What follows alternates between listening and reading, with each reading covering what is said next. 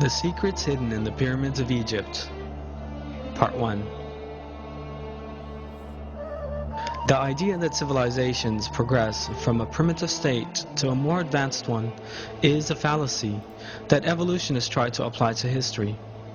If one abandons evolutionist nonsense and prejudice and looks at the historical references and findings with an unbiased mind, what one encounters is civilizations that used highly advanced technologies.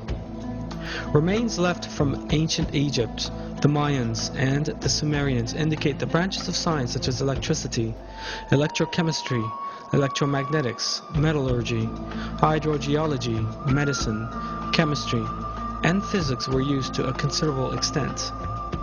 Electricity was efficiently generated and widely utilized in ancient Egypt. The Baghdad battery and the first arc lights were used at that time. But was electrical generation limited to these in ancient Egypt? A careful examination of Egyptian history immediately reveals the sophistication in perfect illumination. No soot has been found in the corridors of the pyramids or the tombs of the kings, because these areas were lit using electricity. Relief carvings show that the Egyptians used handheld torches powered by cable-free power sources. The arc lamp used in the lighthouse of Alexandria is further proof that electricity was used in ancient Egypt. The energy required to power the lighthouse of Alexandria for 24 hours a day could only have been supplied by a regular electrical source. The pyramids of Egypt were giant power plants generating electricity. 1. The outer casing of the Great Pyramid was covered with white tufa limestone, so tightly built that not even a razor blade could fit between the blocks. The white tufa limestone does not contain magnesium and has high insulating properties. This insulation property prevented the electricity inside the pyramid from being released without control. 2. The stone blocks used inside the pyramid were made of another form of limestone containing crystal and a small amount of metal, which allow for maximum power transmission. The shafts inside the pyramid were lined with granite. Granite is a slightly radioactive substance and permits the ionization of the air inside these shafts. When we look at an insulated electric cable, we see that conductive and insulation materials are used in the same way as in the pyramids. 3. The conductive and insulating properties of the pyramid are an example of flawless engineering. However, a source of energy is needed for electricity generation. The Giza plateau where the pyramids stand is full of underground water channels. The pyramids rise above the limestone layers, the spaces between them being full of water. These special layers of rock that transmit electricity upward as they carry underground water to the surface are known as aquifers. The high volume flow of the River Nile that passes through these aquifers produces an electric current. This is known as physioelectricity.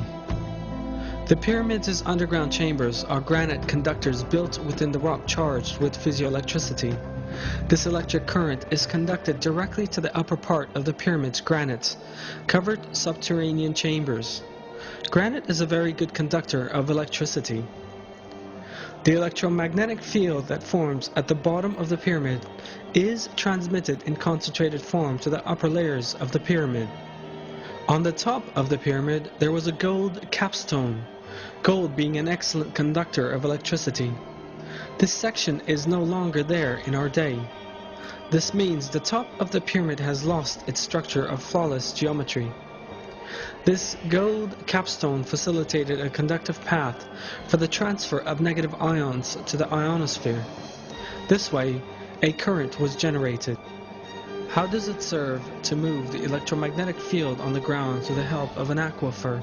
An identical form of this technology, employed in Egypt 5,000 years ago, was used by Nikola Tesla, an inventor of electric technology in the early 1900s. In a tower he constructed in the United States of America. Tesla, the inventor of such fundamental electric technology as the alternating current, electric engine, radio, the laser, and radar, was successful in simultaneously transmitting sound and pictures between continents in the Wardenclyffe Tower he built between 1901 and 1917. He used an external source of electricity for this, and even applied wireless power transmission technology. Tesla had also built his tower above an aquifer and discharged the negative ions from the aquifer to the tower. The electromagnetic technology used in Tesla's famous tower is identical to the electromagnetic field set up in the construction of the pyramids. Both systems generate negative ions and transmit them without the need for electric cables. So for what purpose did the Egyptians use electricity? Relief carvings clearly show that the Egyptians used hand-held bulb-type lamps powered by a cable-free electric source. These bulbs are reminiscent of Nikola Tesla's descriptions to show that his alternating current was safe. At the 1893 Chicago World's Fair, Tesla transmitted alternating electric current through his body to light a bulb he held in his hand without using electric cables. This relief carving shows a wireless antenna.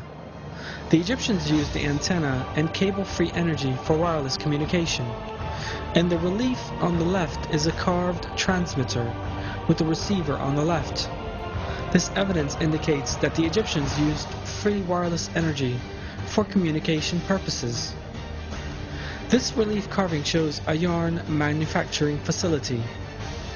The yarn Egyptians used for their fabrics at that time were as fine as those manufactured by machinery today. The Egyptians also used electric power in their weaving plants. It was seen that many gold objects which have remained from ancient Egypt were in fact very finely gold-plated. Such perfect gold plating as in these pieces requires the use of electricity. The total electromagnetic measurement made around the Great Pyramid is identical to that made during a thunderstorm with lightning. There's a powerful electromagnetic field around the Great Pyramid. This may be observed through a simple experiment when standing at the top of the pyramid with a bottle wrapped in a damp cloth. Sparks fly away from the bottle as if one were on top of a high-voltage bobbin. The pyramids were not used as tombs. The pyramids have always been interpreted as the tombs of the pharaohs, but in fact no inscriptions of any kind appear in the corridors of the Great Pyramid. This suggests a functional building rather than a mausoleum. An empty stone chest was found on the central axis of the pyramid that archaeologists call the King's Chamber. They claimed that this contained the coffin of the pharaoh, but that since this had been stolen, it was now empty. But the examination of the dimensions of the stone chest and the special location in which it was installed reveals a different state of affairs. That point is just where the missing part of the pyramid's conductive structure and whole design suggest it should be.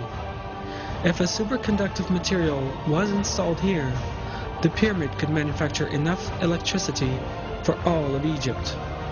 This superconductor is thought to have been the Ark of the Covenant, which was known to have been in Egypt in ancient times, and whose dimensions are just right to fit inside the stone chest.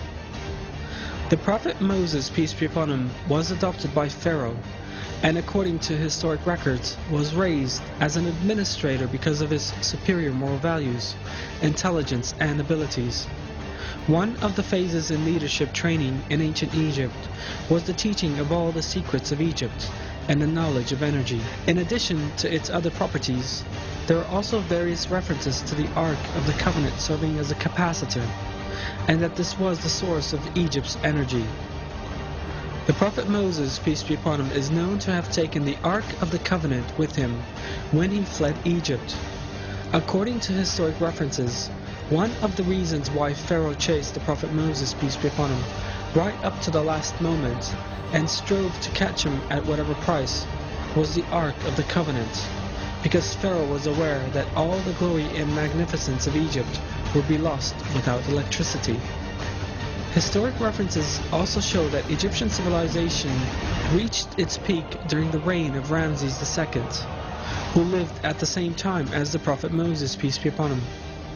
But those civilizations collapsed in less than 10 years, after Ramses II, and Giza was even abandoned. The city, once the center of civilization, remained deserted until the next dynasty settled there. Were the Egyptians the only society to utilize wireless electrical technology? The relief carvings left by the Mayan and Assyrians also contain images of similar techniques to those implied in the pyramids. All this information once again goes to demonstrate that there were no primitive people and societies in the past, as evolutionists would have us believe. In terms of civilization, more or less developed communities have lived side by side at all times throughout history. A society that existed thousands of years ago enjoyed a far more advanced technology compared to one living in the 20th century.